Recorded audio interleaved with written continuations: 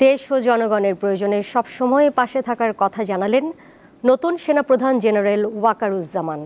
কারো উস্কানিতে পা দেবেন না বলেও উল্লেখ করেন তিনি।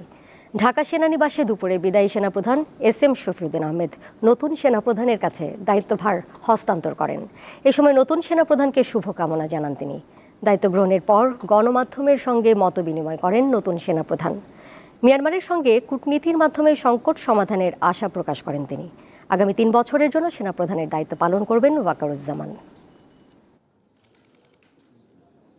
সেনাপ্রধান হিসাবে আমার প্রধান দায়িত্ব হচ্ছে সেনাবাহিনীকে সবসময় যুদ্ধের জন্য প্রস্তুত রাখা, বিভিন্ন ভবিষ্যৎ চ্যালেঞ্জের জন্য প্রস্তুত রাখা। সেই কাজটাই ইনশাআল্লাহ আমি করে যাব। ইন ডুইং সো আমরা কোনো ধরনের প্রভোকেশন আমরা করি না।